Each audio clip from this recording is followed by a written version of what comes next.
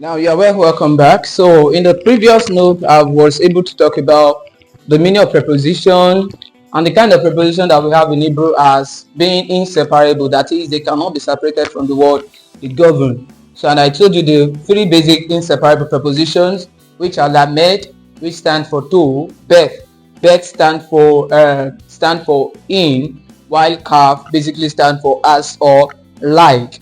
So I also talk about I also mentioned mean, so which means from. We also have some other words too. Unto, we also have unto, which is l. So those are part of the inseparable preposition. Now let's look into the 7 point thing. So which I can just basically call the rules that guides inseparable preposition. The 7 point thing of inseparable preposition, that is, how do you use this inseparable preposition? Now we all are aware of how what's it called, how Hebrew language is full of rules and regulations, because if you don't understand the rules of Hebrew language, or the syntax, the grammatical rules of Hebrew rather, it might be so difficult for you to get it right. So now let's see, what are the rules that guide inseparable preposition, or do we use them with the different words they govern. So the first one is that inseparable preposition. Number one is that inseparable preposition, they are always attached. They are normally what? Vowelless. That is, they don't have vowel. For instance, I said lamed stands for to. So you can see that there is no vowel under lamed. It is just lamed, which is L. So it stands for to. So they are normally vowelless. Bet too stand for in, and kaf stand for as or like. You can see that those three basic inseparable prepositions, they have no vowel in them. So how do we do it? They are without vowel. So if you want to attach this to the word they govern, so you know that in Hebrew language, so if you are to a letter is not expected to stand without, or a consonant used in a word is not expected to stand without a vowel. So that is where we have the concept of shewa. So we now put shewa under any consonant that appear in a word, without that, a consonant that does not have a vowel in a word. So we use that shewa to actually indicate the vowel under it. So the first one is that normally, I said, if we want to attach this, what's it called? If you want to attach any of these inseparable prepositions to word, so you use the vowel. The vowel like you use for them is what we call shewa. The vowel like you use for them is shewa.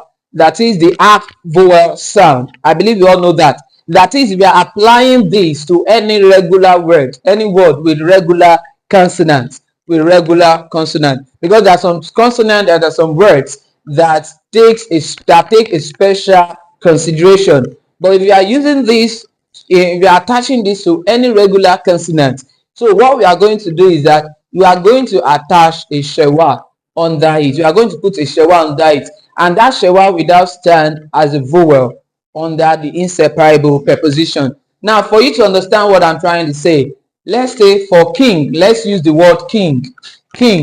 So what is king in Hebrew? What is a king called in Hebrew? A king in Hebrew is called melech. It's called melech. As I've written it here. So this is mem, this is segol, this is lamed, this is segol, and this is the final form of kaf. So this is a king. Now I want to attach my inseparable preposition to a king. So I want to say to a king. How do I say it? Number one is that which of this letter stands for to, and the letter that stands for to is lamed. This is the letter that stands for to. So, and don't forget that this is always attached to the word It is to govern. So in this sense now, as we are attaching lamed to melech. So how do we do that? That's lamed. Don't forget that the lamed is not having, it is not having a is not having any vowel under it. So therefore, we are going to use our shera as a form of vowel. So I want to say to a king, it will now be lemelech,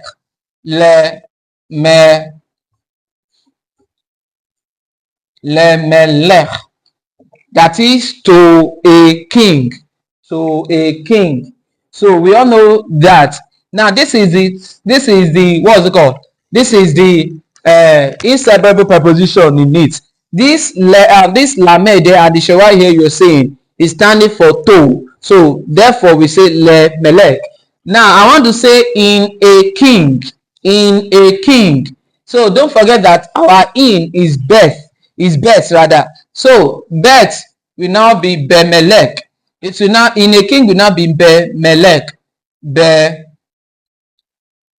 bemelech. That is in a king, bemelech. And the last one, as a king will simply now be called what? It will now be kemelech, since kaf is our as. So as a king will now be kemelech, kemelech. So that is the first pointing.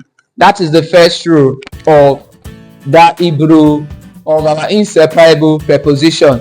So I'll be moving to the next rule in the next video. Thank you.